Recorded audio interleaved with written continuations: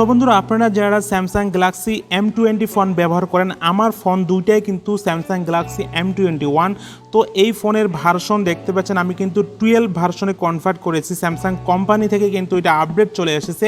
তো যাদের এম সিরিজের ফোন আছে, এম সিরিজের সবগুলা এ সিরিজের আপনি ট্রাই করে দেখতে পারেন।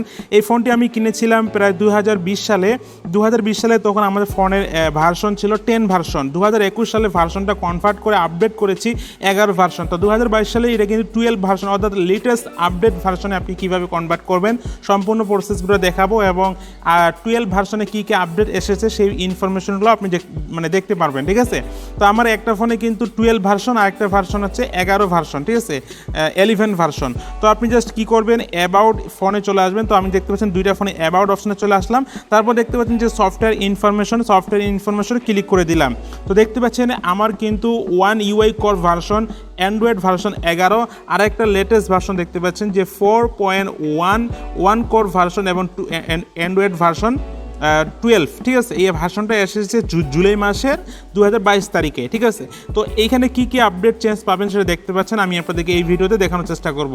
তো প্রথমে নোটিফিকেশনটা আমি যদি অন করি, নোটিফিকেশনটা অন করলে দেখতে পাচ্ছেন 11 ভার্সনের নোটিফিকেশন ব্রাইটনেসটা কিন্তু আগে চিকন ছিল, আর 12 ভার্সনে কিন্তু এখানে অনেক মোটা, খুব সহজ, সুবিধাজনক। ঠিক আছে, তো এরপরে জাস্ট আপনি এই অপশনগুলো এখানে দেখতে পাবেন কম বেশি। ঠিক আছে, তো আপনি যদি আরও সেটিং অপশনে চলে আসেন, সেটিং অপশনে আসলে আপনি অনেক ইনফরমেশন এখানে চেঞ্জ পাবেন। যদি আপনি ডিসপ্লেতে ওপেন করেন, ডিসপ্লেতে আপনি অপশনগুলো দেখতে পাবেন, এখানে অনেক আপডেট ভার্সন কিন্তু অপশন চলে আসেছে। ঠিক আছে, আপনি যদি এখানে ফোন মানে অ্যাবাউট ব্যাটারি অ্যান্ড ডিভাইস কেয়ারে চলে আসেন, এখানে ডিভাইস কেয়ার দেখতে পাচ্ছেন, এই যে ব্যাটারি অ্যান্ড ডিভাইস কেয়ার, এখানে আসলেও আপনি কিন্তু আগের ভার্সন 11 ভার্সন থেকে 12 ভার্সনে দেখতে পাচ্ছেন অনেক আপডেট হয়েছে। এখানে আপনি আপনার র্যামকে বাড়ায় নিতে পারবেন। আপনার যদি স্যামসাং গ্যালাক্সি M20 ফোনটা হয়ে থাকে, তাহলে আমি যেহেতু ইউজ করি তাই আপনাকে বলতে পারবো। এখানে দেখতে পাচ্ছেন র্যাম প্লাস নামে একটা অপশন পাবেন। র্যাম প্লাসের অপশনে ক্লিক করে দিলে আপনি এখানে 4GB থেকে 6GB কনভার্ট করতে পারবেন, আরও ইন্টারন্যাশনাল স্টোরেজ 2GB র্যাম বাড়াতে পারবেন। ওকে, তো এইভাবে আরও অনেকগুলো অপশন আপনি পেয়ে যাবেন, যেগুলো আসলে আপনি চালাইলে বুঝতে পারবেন, সবগুলো দেখানো সম্ভব না। তো এই ভার্সনটা আপনি কিভাবে কনভার্ট করবেন সেই প্রসেসটা এই ভিডিওতে দেখিয়ে দিব।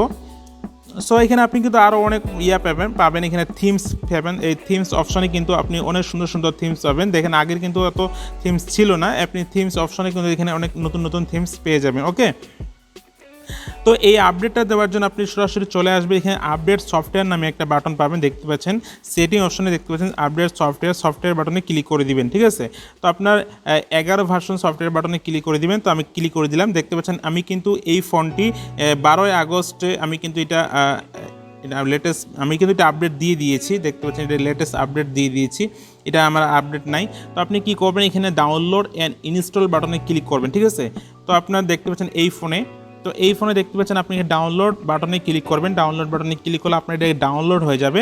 তো ডাউনলোড হয়ে যাওয়ার পরে বন্ধুরা এখানে আপনি দেখতে পাচ্ছেন যে ইনস্টল নাও বাটনে ক্লিক করে আপনি এটা ইনস্টল করে নেবেন। তো আমি এটা ইনস্টল করে নিচ্ছি এবং ডাউনলোড করে নিচ্ছি। এখানে কী কী চেঞ্জ পাবেন দেখতে পাচ্ছেন যে 1 UI আপডেট অ্যান্ড্রয়েড 12 ভার্সনে আপনি আপডেট করতে পারবেন। আপডেট করলে আপনার ফোনটা আরও পারফরমেন্স ভালো হবে। অনেক এখানে কী কী information, colour update, privacy update, মানে সব কিছু ইনফরমেশন এখানে আপডেট করা হয়েছে।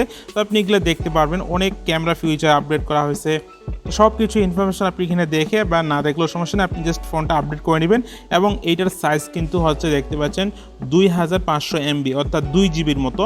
তো আপনি যদি সিম দিয়ে বা ডাটা দিয়ে করেন তাহলে আপনার সিমে বা আপনার ফোনে 2GB রাখবেন, আর যদি ওয়াইফাই হয় তাহলে তো কোনো সমস্যা নেই। তো এটা আপনি আপডেট দিবেন। এটা এপ্রিল মাসে আপডেটে এসেছে। তো ইনস্টল নাও বাটনে ক্লিক করে দিবেন। তো ইনস্টল নাও বাটনে ক্লিক করে দেওয়ার পরে আপনি দেখবেন যে আপনার এটা কিন্তু আপডেট হওয়া শুরু হয়ে গেছে। তো কীভাবে আপডেট দিবেন সেটা আমি আপনাদের দেখিয়ে দিচ্ছি। তো জাস্ট এখানে দেখতে পাচ্ছেন যে আপডেট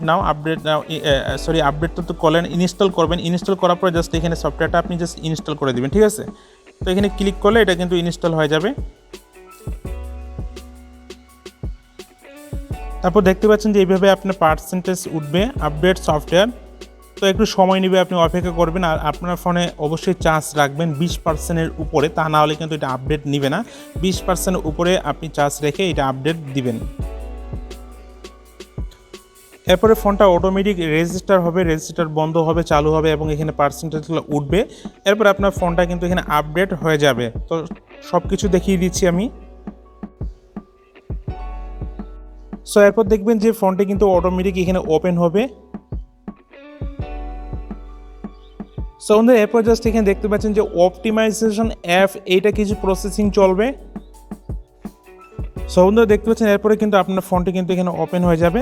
তো এরপর দেখবেন যে আপনার ফোন কিন্তু ওপেন হয়ে গেছে। তো ওপেন হয়ে যাওয়ার পরে আপনি দেখবেন যে আপনার যে লক ছিল সেটাই থাকবে এবং আপনার সব কিছু কিন্তু 12 ভার্সনে আপডেট হয়ে গেছে। এই জন্য আপনি সেটিংয়ে চলে যাবেন, সেটিংয়ে যাওয়ার পর আপনি সব কিছু ইনফরমেশন দেখতে পাবেন যে আসলে চেঞ্জ হয়েছে কিনা বা 12 ভার্সন হয়েছে কিনা।